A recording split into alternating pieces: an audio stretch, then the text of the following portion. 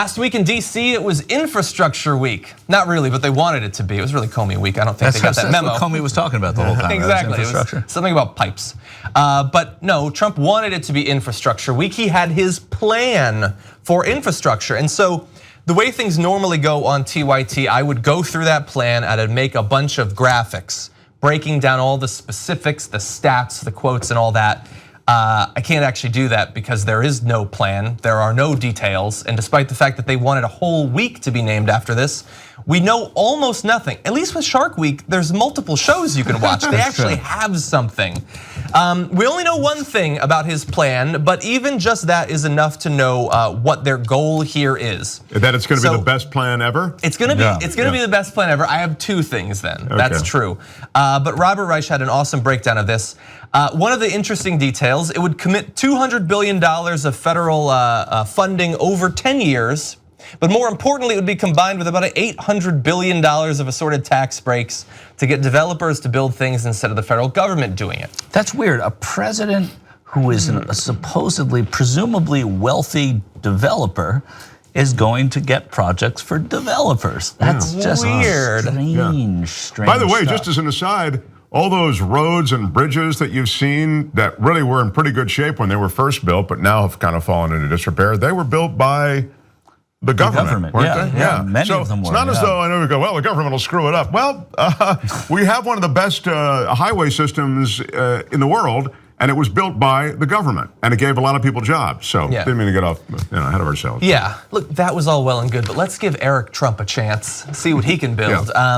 So that is the goal there. So for every dollar developers put into a project, they'd actually pay only about 18 cents after tax credits. Taxpayers would contribute about 82 cents through their tax dollars. Now, look, a case could be made there that theoretically, if the government was doing it themselves, taxpayers would be paying for that too, right? And so you might say, well, what's the difference if you pay the government or you pay the developers? Well, there is a big difference because the way they're gonna do it, the public would actually pay a second time as well. The developers would in the end own the roads and bridges and other pieces of infrastructure they finance. They then, of course, charge members of the public tolls and fees to use them.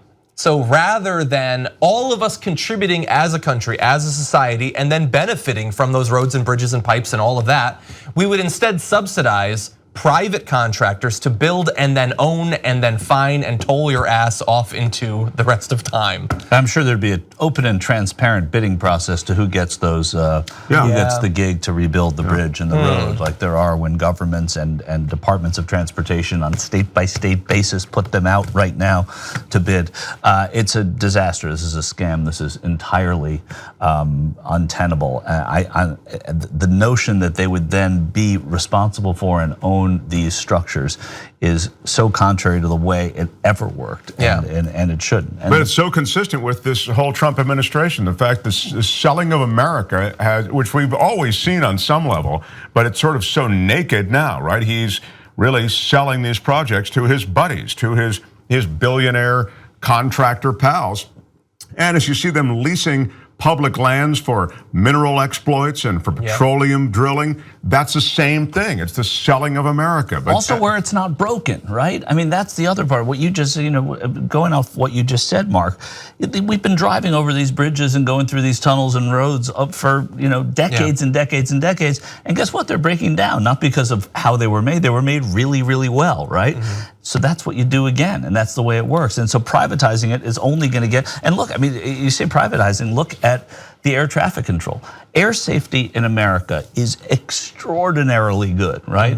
US, commercial air traffic is unbelievable the way they work. Now Trump wants to privatize it. There are problems with it, but this guy thinks that a problem is only solved by getting someone else rich and by privatizing an industry. That's what he wants to do with infrastructure. He wants to do with the air traffic controllers. It's a reflex. It's a knee-jerk reaction. And just as an aside, the maintenance of the roads, which is really what we need. A lot of this stuff just needs sort of something it's deferred maintenance is what's happened. Do it with private prisoners. They don't. There's not enough as much money in that. They're going to want to build new roads. Their new construction is where the money is for these guys. So it doesn't even address the real needs of this country. Yeah, and look, maybe there are some places where theoretically they could do some sort of major development, like an area like, I know Austin's highway system absolutely sucks. It cannot accommodate the number of people there. So theoretically, maybe you need some additional roads or something like that. But a lot of these bridges and roads, like you say, just need to be maintained. But if you have a private contractor do it, then they can spend a little bit of money. It's already built, okay? The vast majority of the work is already done, except that they get to turn it over to a toll road. And we've had this problem for a while in America where, look, some states and local governments desperately need money. And so they bond out these roads and stuff like that. They give them these 50, 100-year leases on these private roads. But a lot of the times it's just short-sighted or it's local or state level corruption, but it's been haphazard and slow. This takes out you could just, in one fell swoop, you can do that to the entire country. Have you lived in an area where a road has been converted over to tolls? It's horrible, especially in California where you don't even actually pay. You have to remember to go on a website and pay later on, which is absolutely horrendous. That's a tangent perhaps. No, it's not a tangent, that's accurate because who's getting the penalty money? Who's getting, yeah, they want you to forget so they can charge you even more. So it's not a tangent at all. It's part of the same kind of scam that everybody's falling for. And if production and productivity, not production, is one of the aims of America, right, to moving America forward, making it great again. What does this do? It sends the rich people on the roads, or the people that want to pay to get out of it, not just rich people on the toll roads.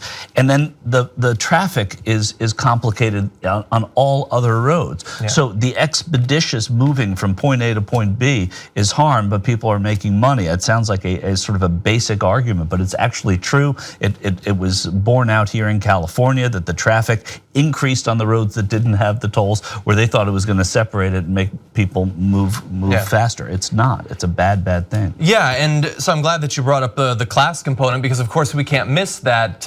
If you have just raw tax money pay for the maintenance, then theoretically a person who's paying a lot more in taxes is paying a greater absolute amount of money. But if you instead subsidize it by each individual human paying every time they use this, then that's inherently regressive. And the people who, the huge amount of poor or middle class Americans who have to use those roads every day just to get to work and home, they are going to be paying a larger percentage of their income than having the rich contribute in the way we've always expected in America's past. Membership helps fund the Young Turks.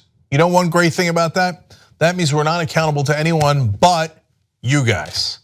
That's why we're strong together, because we built this show around you. Come build it even bigger and better at tytnetwork.com/join.